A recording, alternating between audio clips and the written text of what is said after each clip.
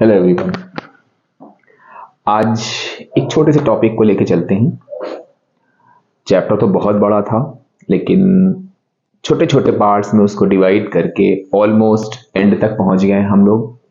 और ये आपका प्यार है कि आपने इतने सारे लाइक्स, कमेंट्स और भी बहुत सारे सजेशंस दिए, जिससे हमें लगा कि चलो भाई इस चैप्टर को हम जरा थोड़ा और आगे बढ़ाते हैं, कंटिन्यू करते हैं।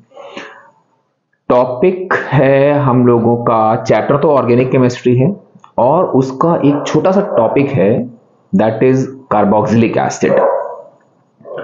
तो देखते हैं, बहुत सारी इंटरेस्टिंग चीजें इसमें आएंगी, बहुत सारे रीजनिंग वाले क्वेश्चंस मिलेंगे इसमें आपको, छोटी छोटी डेफिनेशन मिलेंगी।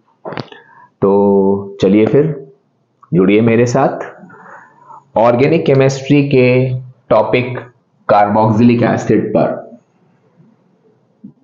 कार्बोक्सिलिक एसिड, अगर हम आपसे पूछें कार्बोक्सिलिक एसिड होता क्या है, तो आपके दिमाग में सिंपल सी एक बात आएगी। जब भी ऐसा बच्चों से पूछो, बच्चे कहते हैं अरे सर एसिटिक एसिड या विनेगर।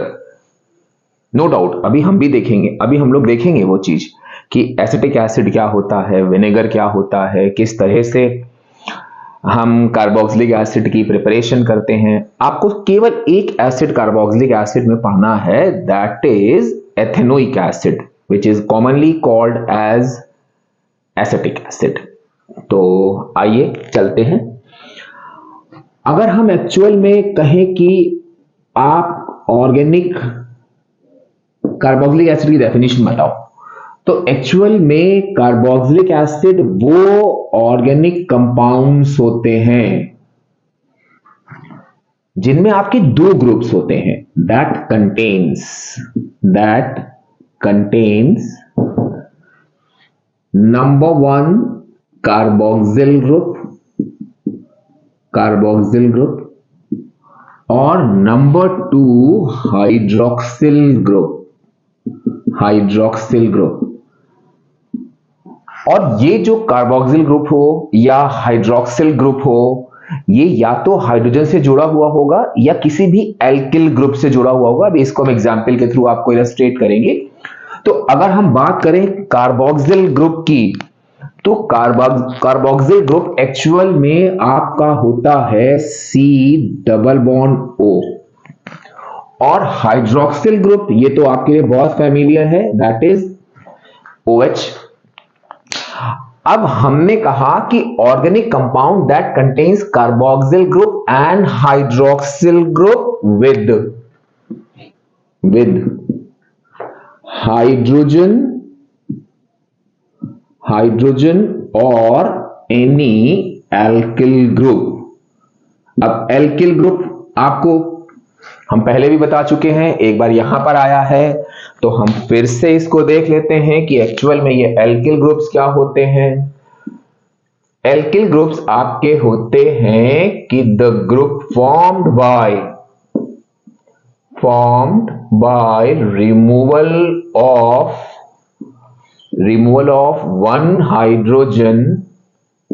Hydrogen from alkene.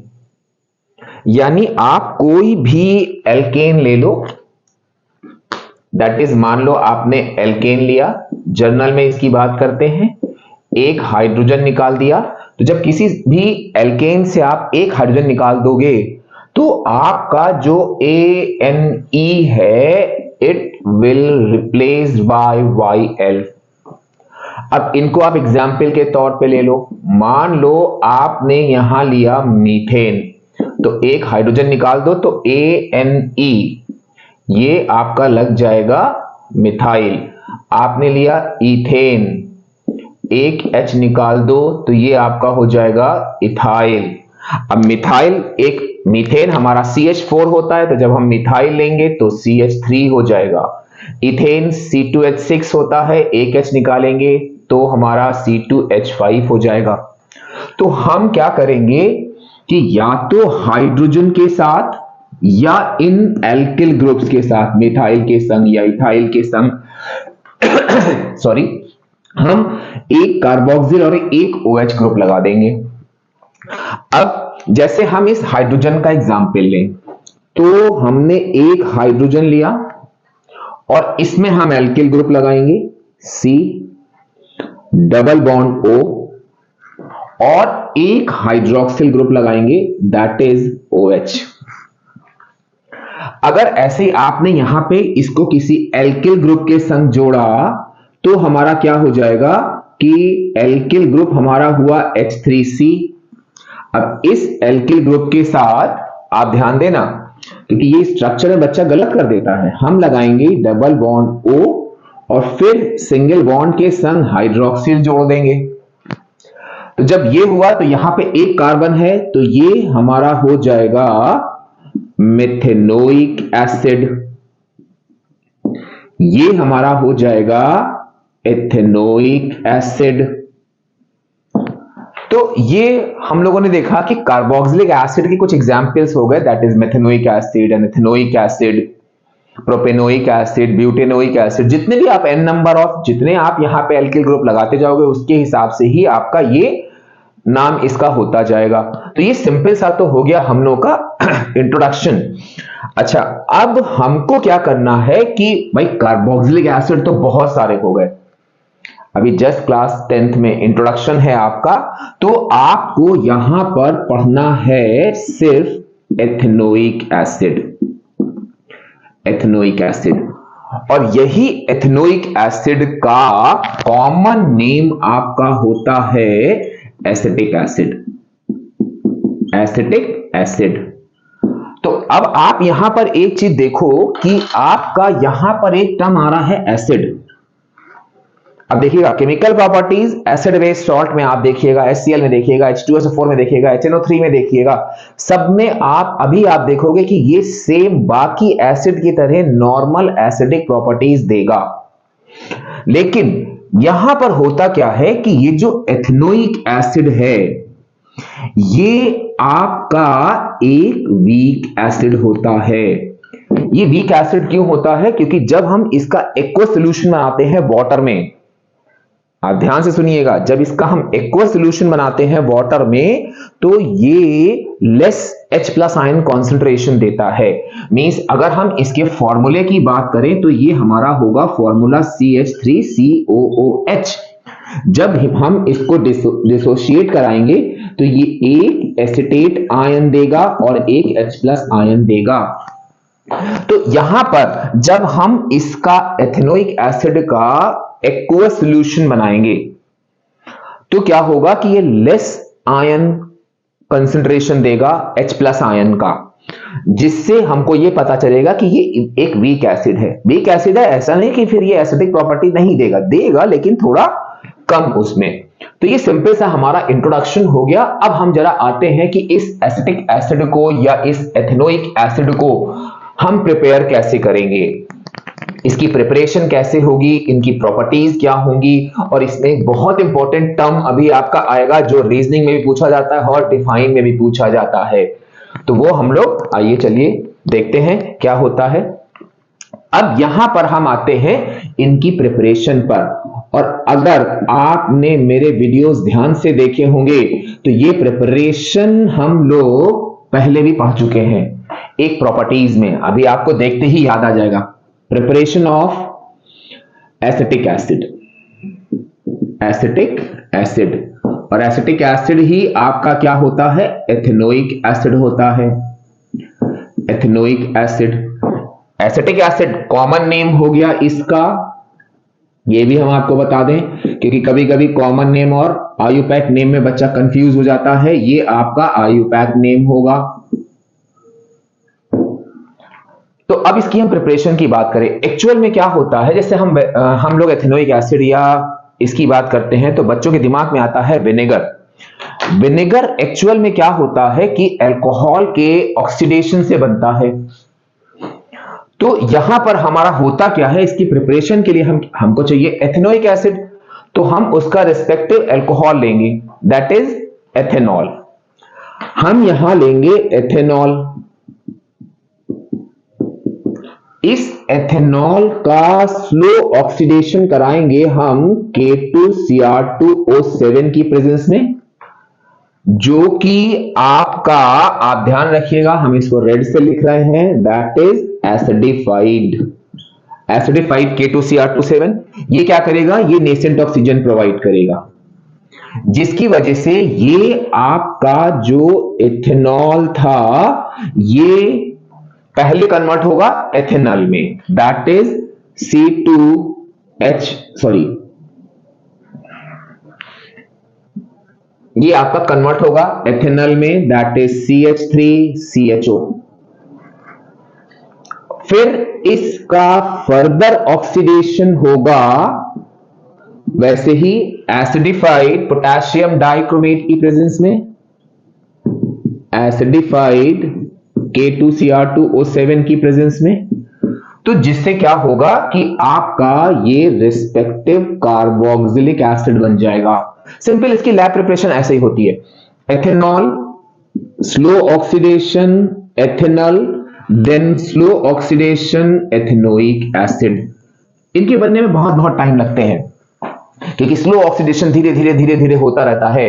तो ये चीज हमने देखी कि ये हो गई एक इकलौती लैब प्रिपरेशन है आपकी सिलेबस में कि from oxidation of ethanol first you will get ethanol, then after slow oxidation in presence of acidified potassium dichromate you will get ethanoic acid. तो ये हम लोग का इसका प्रिपरेशन हो गया।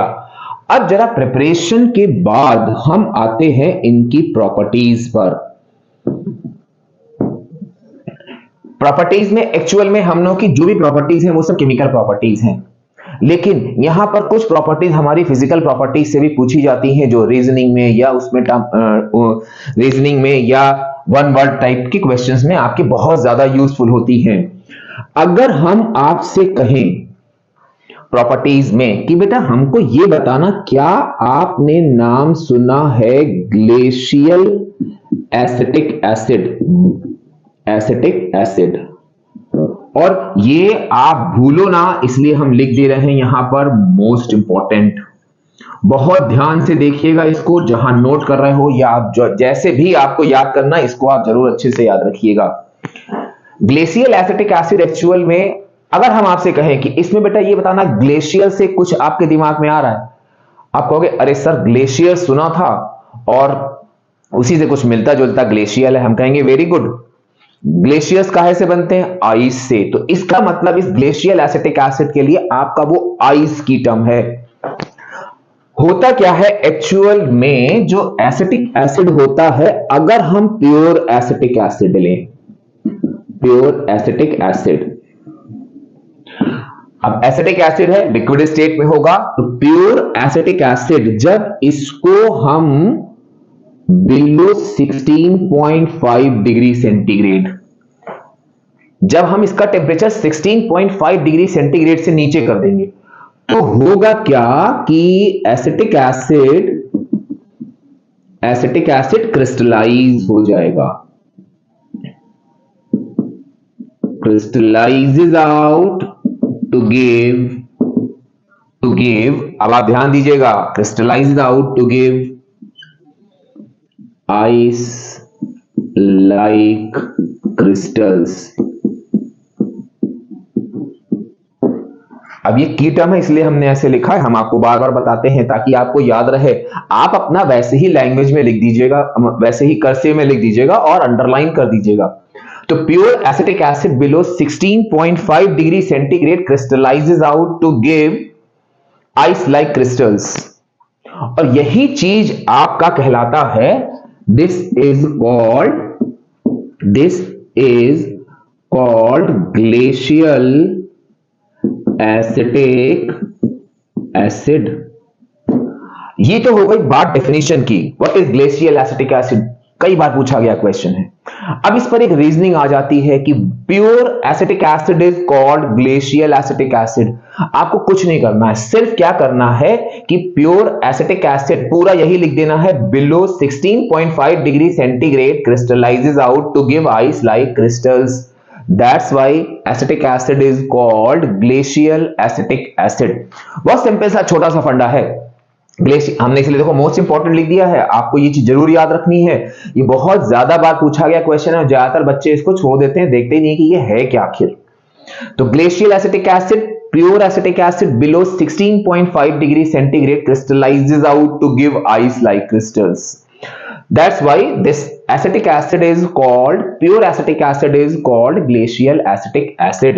तो ये हमारी प्रॉपर्टी जो कि फिजिकल प्रॉपर्टी से है, लेकिन ये एक डेफिनेशन नंबर 1 और नंबर 2 ये आपका एक रीजनिंग वाला क्वेश्चन था, इसलिए हमने इसको यहां पर डिस्कस किया। अब हम जरा इनकी केमिकल प्रॉपर्टीज पे आते हैं। तो केमिकल प्रॉपर्टीज, अगर आपने एसिड बेस सॉल्ट देखा, अगर आपने HCl देखा, अगर आपने जो है या देखा या पढ़ा, या आपने सल्फ्यूरिक एसिड पढ़ा या नाइट्रिक एसिड पढ़ा, उसमें आपने देखी होंगी एसिड की प्रॉपर्टीज। वही चीजें हम लोग यहां भी लेकर चलेंगे, बस एसिड की जगह पे हम एसिटिक एसिड ले लेंगे। तो अब हम लोग आते हैं एसिटिक एसिड की केमिकल प्रॉपर्टीज पर। Chemical properties of acetic acid. Acetic acid, सबसे पहली चीज तो एसिड है, मानी बात है, बेस के संग रिएक्शन करेगा, सॉल्ट एंड वाटर बनाएगा, यानी कि न्यूट्रलाइजेशन रिएक्शन देता है। तो आपने यहां क्या किया कि हेडिंग डाली कि विद बेस, बेस के साथ। अब होगा क्या, यहां पे एसिटिक एसिड है आपका CH3COOH, फॉर्मूला मत गलत करिएगा, और इसकी आपने NaOH के संग रिएक्शन करा दी। तो अब आपको देखो acid and base give salt and water, तो आपका यहां क्या बन गया CH3, बस सॉल्ट ध्यान रखिएगा, COONA प्लस वाटर। और अगर इसमें कुछ गड़बड़ हो, आपको लग रहा हो कैसे करेंगे, तो आपको मालूम है एसिड और base neutralisation double decomposition reaction होती है। इसका ये H यहां से निकालना,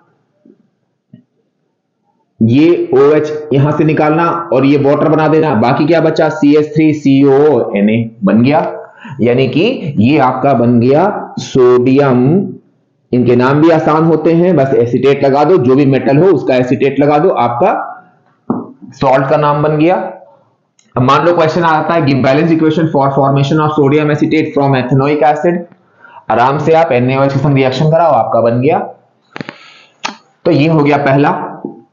दूसरा, n नंबर ऑफ एग्जाम्पल आप लिख सकते हो, जितने भी बेस हैं उनके संग इस, क्योंकि एसिड की एसिडिक प्रॉपर्टी देगा ये, तो आप इसको लिख सकते हो CH3COOH, आपने यहां पे CaOH होल ट्वाइस के संग रिएक्शन करा दी, क्योंकि ये भी आपका बेस है। तो acid and base give salt and water, again फिर क्या हो जाएगा आपका यहां पे, ये आपका बनेगा CH3COO whole twice, then Ca plus water. अब हम कहें इसका नाम बताओ, आप फटाक से बोलोगे कि भैया देखो ये सोडियम लगा था, तो सोडियम एसीटेट, एसीटेट के संग सोडियम लगा था, यहां पे एसीटेट के संग कैल्शियम लगा है, तो सिंपल सा इसका नाम हो गया कैल्शियम एसीटेट। कहां से प्रॉब्लम आई, कोई प्रॉब्लम नहीं आई, ठीक, पहली चीज। अब हम इसकी दूसरी प्रॉपर्टी पे आते हैं। एसिड की प्रॉपर्टी में आपने क्या देखा था कि एसिड जो है मेटल के संग सॉल्ट प्लस हाइड्रोजन देते हैं, कार्बोनेट बाइकार्बोनेट के संग सॉल्ट वाटर CO2 देते हैं। बस वही प्रॉपर्टीज हम लेके चलेंगे, बस चेंज कर देंगे कहां पर, सिर्फ एसिड की जगह पर, एसिड की जगह पर हम रखेंगे एसिटिक एसिड। तो दूसरा हमारा हो गया with metallic carbonate. Metallic carbonate के संग एसिड में की प्रॉपर्टी में आपने देखा होगा कि मेटालिक कार्बोनेट के संग सॉल्ट वाटर CO2 बनता है, बस वही चीज आप यहां फॉलो करो, CH3COOH प्लस Na2CO3, क्या हो जाएगा आपका CH3CONA plus H2O plus CO2। 2 है तो यहां आप 2 लगा दो, यहां 2 लगा दो, लो आपका इक्वेशन बैलेंस हो गया पूरा। फिर नेक्स्ट सोडियम कार्बोनेट लिया, ऐसे आप कैल्शियम कार्बोनेट ले लो, मैग्नीशियम कार्बोनेट ले लो, कुछ भी ले लो, उसका रिस्पेक्टिव सॉल्ट बना दो। आप देखोगे सॉल्ट सारा यही बनना है। अब आप देखो आपके पास n नंबर ऑफ ऑप्शन आ गए। अगर क्वेश्चन आया sodium acetate from acetic acid या sodium acetate from ethanoic acid, आप इसकी बेस के संग रिएक्शन कराओगे तब भी सेम सॉल्ट बनेगा। अगर आप मेटालिक कार्बोनेट के संग रिएक्शन कराओगे तब भी आपका सॉल्ट बनेगा, मतलब सोडियम एसीटेट बनना है, वो आपके ऊपर है, आप ये रिएक्शन लिखो या ये रिएक्शन लिखो, कोई प्रॉब्लम नहीं है। थर्ड नंबर पर यहां पर इसकी रिएक्शन विद मेटल भी होती है, मेटल के संग, अब आपको मालूम है मेटल के संग कोई भी एसिड रिएक्शन करता है सॉल्ट प्लस हाइड्रोजन बनता है। बस आप कुछ ना करो, यहां पर आप ले लो CH3COOH प्लस Na गिव्स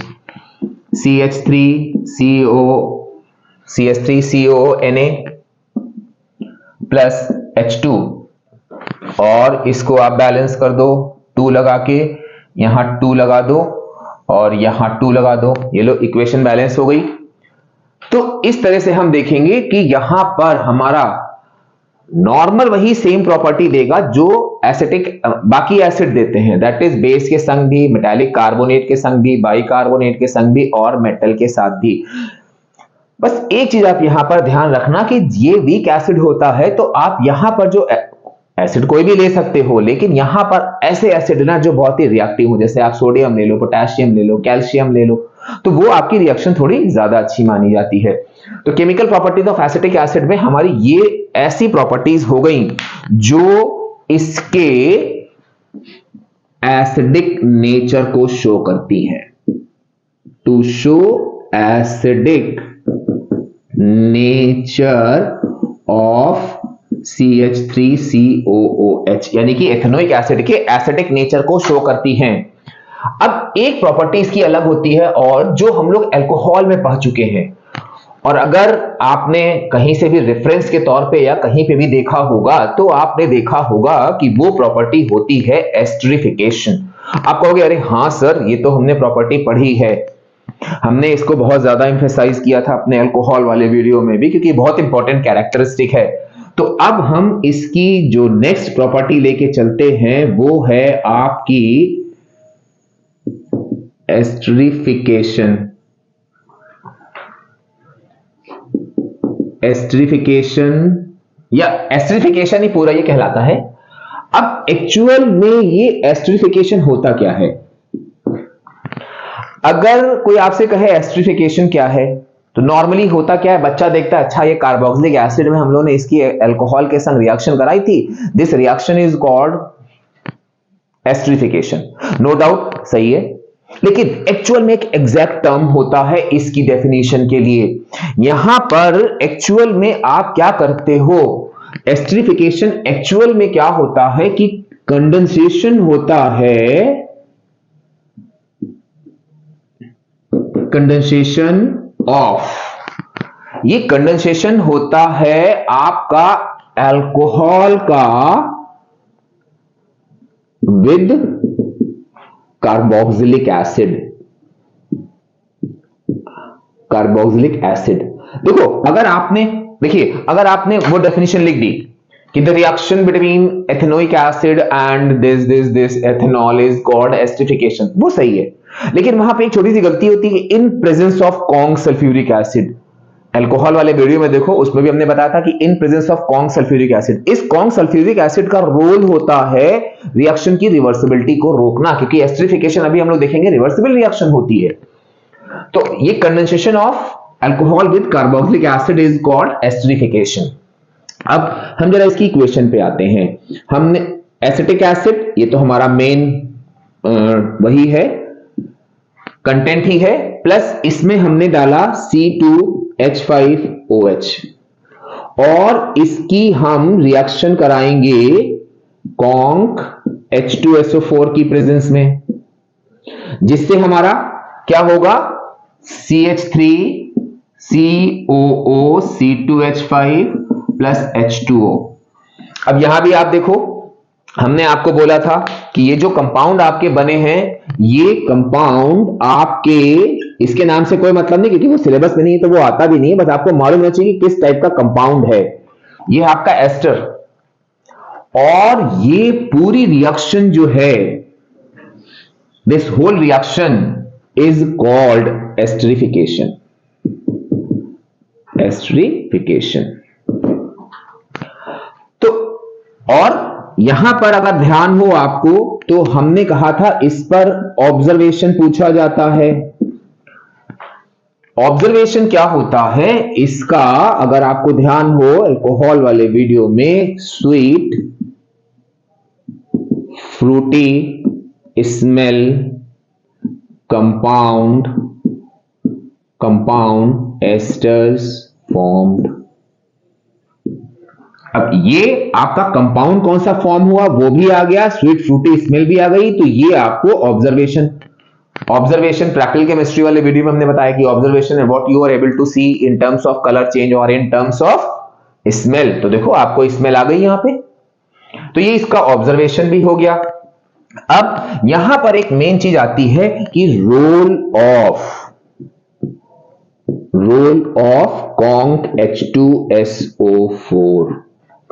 ये भी हम आपको बोलेंगे कि बहुत ध्यान रखना, मोस्ट इंपॉर्टेंट है, क्योंकि जब रोल ऑफ कॉन्क, कहीं पर भी रोल आता है कॉन्क H2SO4 का, बच्चा लिखता है इट इज नॉन वोलाटाइल, क्योंकि उसके दिमाग में ये चीज बिल्कुल बैठ गई होती है HCl में हर जगह कि कॉन्क H2SO4 एक non volatile acid. No doubt वो सही है, लेकिन वो यहां पर यूज नहीं होता है। यहां पर जो कॉन्क H2SO4 का रोल होता है वो होता है टू प्रिवेंट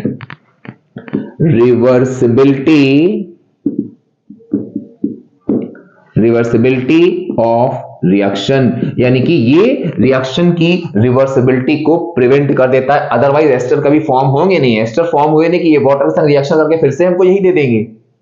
तो हमें इस रिएक्शन को, ये रिएक्शन रिवर्सिबल ना हो, इसको रोकने के लिए हम क्या करते हैं, इस कॉन्क H2SO4 को यूज करते हैं।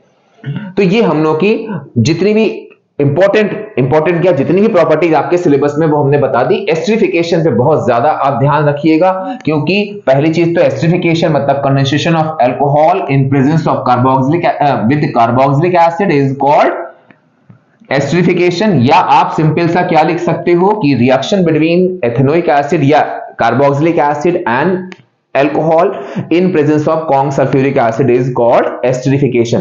ऑब्जर्वेशन मोस्ट इंपॉर्टेंट, इसीलिए हम दोबारा रिपीट कर रहे हैं कि sweet Frooti smell compounds formed.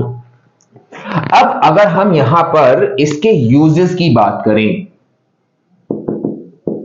तो यूजेस में आपको पहली चीज तो ध्यान रखनी है। आप कहोगे अरे सर ये क्या लिख रहे हो, अच्छा इसमें भी कार्बोक्सिलिक एसिड होता है। हम कहेंगे यस, मतलब परफ्यूम के बनने में भी कार्बोक्सिलिक एसिड यूज होता है, ये एज अ सॉल्वेंट यूज होता है। लेकिन ये नहीं कि एज अ सॉल्वेंट आप इसमें कुछ भी डिसॉल्व कर दो। ये जब एज अ सॉल्वेंट होता है तो इसमें आप आराम से सल्फर, आयोडीन, फॉस्फोरस ये इनको डिसॉल्व कर लेता है, तो ये एज अ सॉल्वेंट काम करता है। दूसरी चीज आपने देखा होगा, इसको हम लोग यूज करते हैं डाइज वगैरह में। और सबसे इंपॉर्टेंट, चाउमीन खाइए, उसमें विनेगर का, या देखा होगा आपने मम्मी अचार वगैरह बना रही है उसमें थोड़ा सा विनेगर डाल देती है, क्योंकि वो एज अ फूड प्रिजर्वेटिव काम करता है। काफी लंबे समय तक अचार वगैरह इसीलिए चल जाते हैं क्योंकि उसमें हम लोग एसिटिक एसिड या विनेगर डालते हैं। तो यहां पर इन फूड इंडस्ट्री, इसको हम लोग फूड इंडस्ट्री में भी यूज करते हैं। अब यहां पर एक छोटी सी चीज रह गई है। नॉर्मली होता क्या है कि अगर हम लोग बात करें एसिटिक एसिड, तो बच्चे के दिमाग में आता है अरे सर एसिटिक एसिड तो विनेगर होता है। नो डाउट, ठीक है, लेकिन ये जो एसिटिक एसिड होता है इसमें एक्चुअल में 5 से 8% बाई वॉल्यूम, मतलब विनेगर पूरी तरह से एसिटिक एसिड नहीं होता है। जो विनेगर होता है उसमें 5 to 8% बाई वॉल्यूम आपका एसिटिक एसिड होता है। तो एक्चुअल में यहां पर क्या हुआ कि vinegar is 5 to 8% by volume of acetic acid. तो ये छोटा सा टॉपिक था, उम्मीद है आपको सब समझ में आ गया होगा। नहीं आया तो भाई यूर मोस्ट वेलकम, आप अपने कमेंट्स के थ्रू हमें बताओ कि सर ये चीज दोबारा एक्सप्लेन कर दीजिए। और जैसे अपना प्यार दे रहे हो, लाइक, सब्सक्राइब, शेयर सब ऐसे ही करते रहो। नेक्स्ट वीडियो में बहुत जल्द फिर से मिलेंगे। Till then bye bye.